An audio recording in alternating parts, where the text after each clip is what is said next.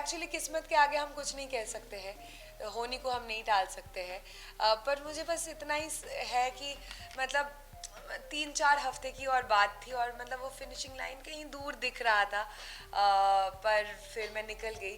But हाँ, ये ज़रूर कहना चाहूँगी कि मैं बहुत खुश हूँ। इंसान का मन ऐसा ही होता है कि जितना आपको मिले और चाहते हैं और चाहते हैं। और ये गेम शो है, ये एक रियलिटी शो है, तो यहाँ पे कॉम्पिटिटिव माइंड है, तो डेफिनेटली मैं फिनाले तक मतलब फाइनल लाइन को टच करना चाहती थी। But still I am very happy and grateful कि मुझे सेकेंड चांस मिला। आई एम लकी क्योंकि out of 16 people I got that chance. बस, और तो हाँ, थोड़ा सा दुख है बट खुशी भी है। क्या लगता है बिग बॉस के घर में अच्छे अच्छों की हालत खराब हो जाती है, अच्छे अच्छे अपना एक जो होता है ना, अपना लेवल छोड़ के टूट जाते हैं, आपका ऐसा नहीं लगा मुझे, क्या कारण हो सकता है? नहीं, ऑनेस्टली जब मैं ग्रुप सी लॉस्ट में जब मुझे डाला गया था, आपको लास्ट हफ्ते शायद मैं थोड़ी सी डाउन डल दिखी होगी, क्योंकि वो चीज़ कहीं ना कहीं थोड़ी सी खट खट खटक खटक गई थी, और आपको ना एक फीलिंग टाइप की आ जाती है ना। तो मुझे एकदम से नॉमिनेशंस में और मेरे साथ जो लोग हैं उनका नाम देख के मुझे एक फीलिंग आई कि कहीं मैं तो नहीं। और उस वजह से शायद लास्ट के 3-4 दिन थोड़ा सा मेरा डाउनफॉल था। But I think it's very normal and very common, क्योंकि हर किसी कंटेस्टेंट को जब मैं पूछ रही थी तो हर किसी के साथ ये हुआ है, because there should be a graph, it can not be like this this this, there should be downfalls, up down. तो कभी कभी बहुत अकेलापन महसूस हुआ। It's not a easy house, it's very difficult. आपको अपनों की याद आती है, बहुत चीज़ों की याद आती है। हर कोई आपके सामने कुछ पीछे कुछ, हर कोई आपके बारे में पीठ पीछे बातें कर रहे हैं। And honestly I feel everyone is fake inside the house. It's so difficult to find genuine hearted people. और शायद इसलिए भी क्योंकि सब ना एक शील्ड क्रिएट करके रखना चाहते हैं अपने आसपास, कि जो बंदा मुझे बाहर मिलेगा तो बहुत जेन्युइन लगेगा, वो बंदा भी एक शील्ड की वजह से कि उसको भी लग रहा है बाकी लोग भी तो फेक है मेरे साथ, तो मैं क्यों अपना जेन्युइन दिखाऊं।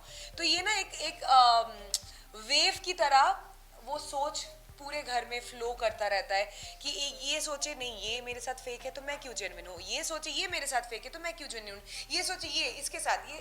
तो it's like a energy wave which people create around them to protect themselves from getting emotionally hurt.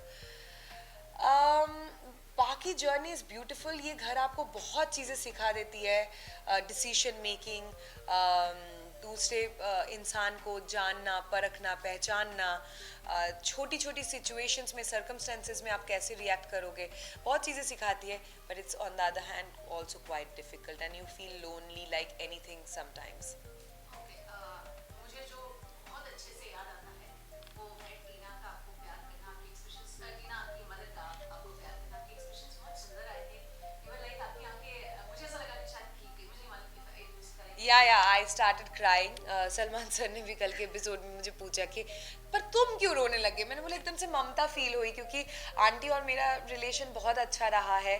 भले ही टीना के साथ मेरी लास्ट 3 साल से बात नहीं हो रही थी बिग बॉस में जाने से पहले, या 2.5 साल से आई थिंक बात नहीं हुई बिग बॉस पर। मम्मी और आंटी की रिलेशन अच्छा रहा। मेरी मम्मी टीना से बहुत प्यार करती है, आंटी भी मुझसे बहुत प्यार करती थी। तो मुझे जेन्युइनली लगा, क्योंकि हमारे हाइट डिफरेंस है, हमारे बालों के लेंथ का डिफरेंस है, और हम पीछे से भी काफ़ी डिफरेंट दिखते हैं क्योंकि माई नेक इज़ क्वाइट लॉन्ग। तो मुझे जेन्युइनली लगा कि आंटी मुझे बहुत अच्छे से जानती है, 10 साल से जानती है, सृजिता समझ के ही हक किया।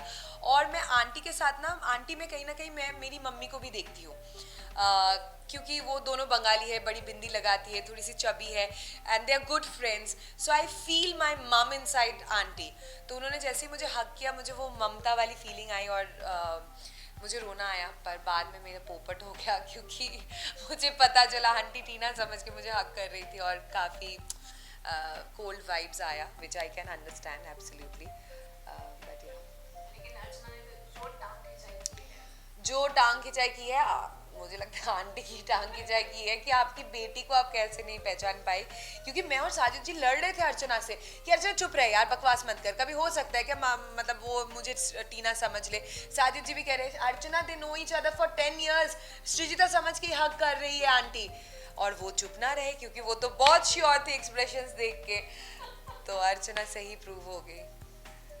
Yes, and साथ में फैमिली बीच चल रहा था लास्ट वीक, आपने फियांसे भी आए थे, तो क्या कुछ आपको फील हुआ बिकॉज आपको स्टेचू किया गया था एंड वही आ रहे सबको मिल रहे थे, तो क्या आपको फील? मुझे बहुत अच्छा फील हुआ, बहुत एक्साइटेड हो गई थी मैं ऑनेस्टली।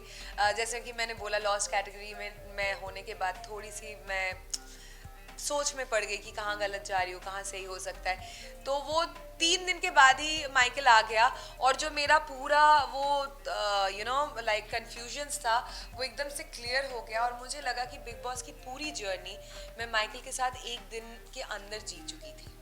तो अभी माइकल ने क्या रिएक्ट किया था जब आपने ऐसा बोला? Did he उसने सर्च किया था बिग बॉस कैसा होता है, इंडिया में बिग बॉस कैसा होता है? नहीं, वो एक्चुअली बिग ब्रदर देखता, मतलब कई सीजन देखे हैं, और जर्मन बिग ब्रदर भी जो आता है, मतलब जर्मनी में जो टेलीकास्ट होता है वो भी देखा है। वो तो 1-1 साल चलता है जो उन्होंने मुझे बताया, ऐसे 4 महीने का नहीं, 1 year।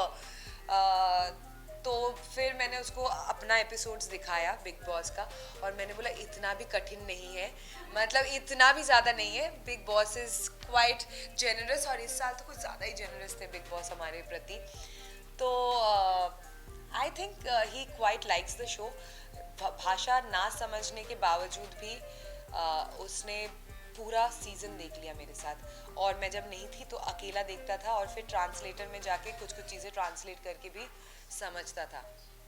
ये सब साथ में देखा है कि अर्चना को काफी पसंद आ रहे थे आपके फियांसे, तो आपको कहीं ना कहीं दिख रहा था, क्या कुछ कहना चाहेंगे इसके बारे में? नहीं, मुझे बहुत मजा आ रहा था उन दोनों को ऐसे देख के, और मैं बोल रही थी तू इतना शर्मा क्यों रही है, मतलब जो लड़की सब पता किसी से ना शर्माए, ऐसे दुपट्टा ले लेके शर्मा रही थी। मैंने बोला क्या हो गया, तू क्यों शर्मा रही है, तो उसका ना कुछ थोड़ा सा अलग सा ही रूप उस दिन देखने के लिए मिला।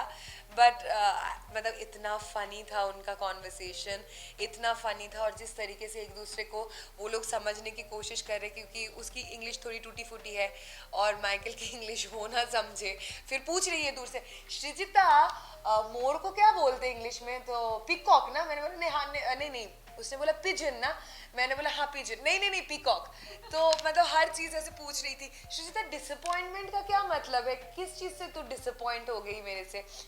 It was a very cute conversation. दृष्टि क्रश वश हो गया ऐसा कुछ? नहीं नहीं नहीं नहीं, क्रश नहीं हुआ, पर उसने मुझे बोला मेरा ना ऐसा फैंटेसी था कहाँ किसी फॉरेनर के साथ थोड़ा सा खोपचे में बैठ के बात करूँ, तो बेचारी बहुत खुश थी। हाँ माइकल के ऊपर परेशान तो नहीं हो गए वो? नहीं, मैंने उसको पूछा, माइकल कह रहे एक्चुअली मैंने भी इंजॉय किया, मुझे नहीं समझ पता था कि मैं इतना इंजॉय करूंगी अर्चना के साथ कॉन्वर्सेशन। और अब व्हाट्स नेक्स्ट, क्योंकि बिग बॉस की वजह से लोगों के पास आपका मैसेज पहुंच जाता है, आपका नाम पहुंच जाता है, आपका नेचर पहुंच जाता है, आगे की क्या प्लानिंग होगी? आगे की प्लानिंग यही है कि फ़िलहाल तो मैं थोड़ा रेस्ट करना चाहती हूँ कुछ हफ्ते, बट जो भी बेस्ट काम आएगा I want to pick it up. I would love to do a reality show again, क्योंकि रियलिटी शो की मज़ा ही कुछ और है, and whatever good comes up I want to pick that up. Thank you.